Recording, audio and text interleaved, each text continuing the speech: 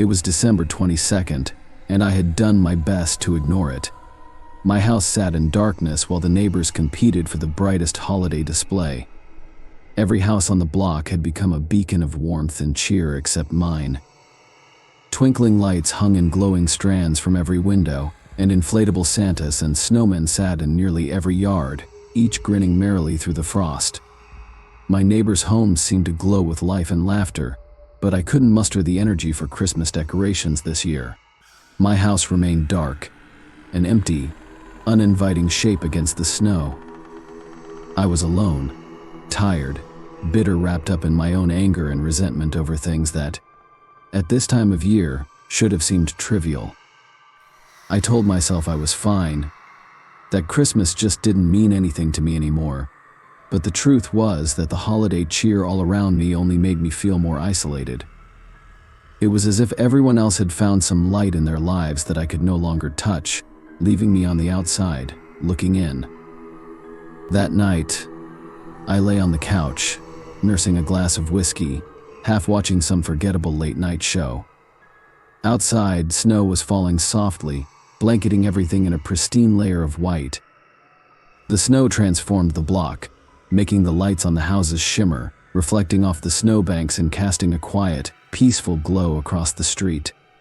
But that peace felt thin, almost fragile, like it was barely masking something dark and unsettling just beneath the surface. I tried to focus on the television, but something kept tugging at the edges of my thoughts, a creeping unease that made the silence in the house feel heavy, almost oppressive.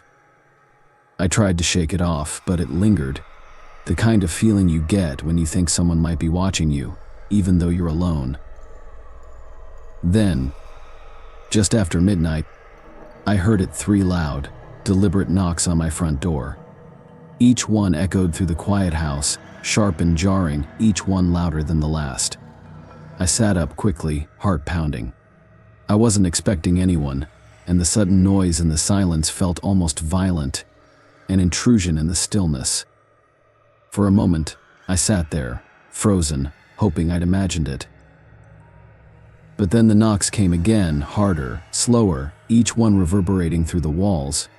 There was something wrong about it, something that made my stomach clench. It was as if the sound itself was colder, as if the knocks carried with them a chill that crept through the door and into the house, filling the air with a strange, unnatural frost. Swallowing hard, I wrapped myself in the blanket and walked slowly to the door. Every step felt heavy, my heart hammering with a dread I couldn't fully understand. I paused with my hand on the knob, staring at it, feeling the urge to turn away, to run back to the couch and pretend I hadn't heard anything. My fingers hesitated, and I could feel my own pulse thundering as I tightened my grip on the handle, steeling myself to open it. But I did. Dead. I barely had time to process what was there. It was a towering, shadowy figure, shrouded in tattered, dark robes. At first, I thought it was just some prankster in a costume, but the figure was too tall, too real, and the air around it seemed to radiate a freezing cold. The figure's head was crowned with thick, twisted horns, curling up like some horrid parody of a Christmas wreath.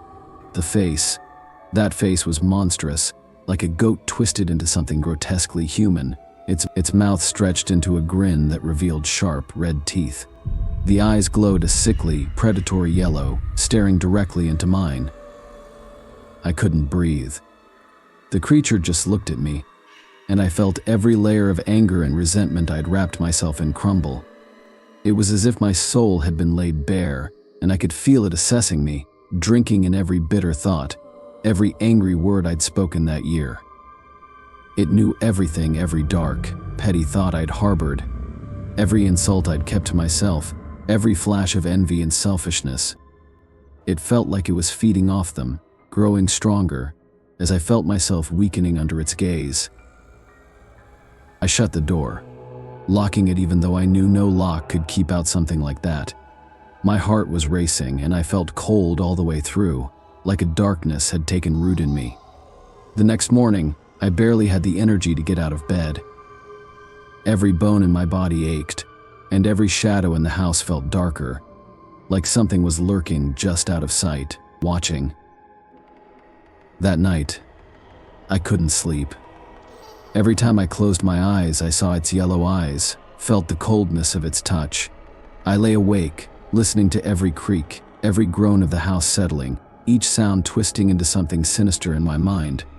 Then, around midnight, I heard the scratching. It was faint at first, like claws scraping lightly against wood, but it grew louder, more insistent. I sat up, my heart pounding, and stared at the front door, barely breathing. I could see shadows shifting under the door, too dark, too unnatural, and I felt an overwhelming terror grip me. The scratching grew louder, almost a rhythmic tapping, and I could swear I heard a faint, mocking laughter. Summoning every ounce of courage, I went to the door, but I didn't open it this time. I just stood there, watching the shadow shifting, growing, as if the creature was standing just on the other side, waiting. The scratching stopped suddenly, and I leaned in, holding my breath, waiting for something to happen.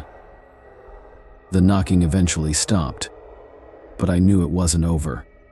Every night, just past midnight, I'd hear the scratching, the faint, mocking laughter, the sound of claws trailing along the doorframe. The creature left marks on the windowsills, jagged scratches that seemed to pulse with a frost that wouldn't melt, even as the days wore on. I couldn't bear to look out the windows, afraid of what I might see waiting at the edge of the yard. Christmas Eve was the worst. The entire house felt different, as if a dark weight had settled over it, pressing down on every corner, seeping into every wall. The air was thick and stale, and I could feel it clinging to me, making it hard to breathe. Every shadow seemed to writhe, curling along the walls like ink spilled into water, creeping toward me in ways that made my skin crawl. I sat in the living room with every light on, trying to banish the darkness, but no amount of light could dispel the chill that seeped into my bones. The warmth of the lamps felt muted, swallowed up by the strange, unnatural cold that seemed to emanate from the walls themselves. The marks it had left deep scratches along the doorframe, and even fainter ones on the windowsills were a constant reminder that it had been real, that it had been here. In the days that followed, the house no longer felt like a home but a haunted place, tainted and hollow. I began to feel like a stranger within my own walls, as if I didn't belong there anymore. The air felt different, as though it carried some residual piece of the creature, something malevolent and waiting.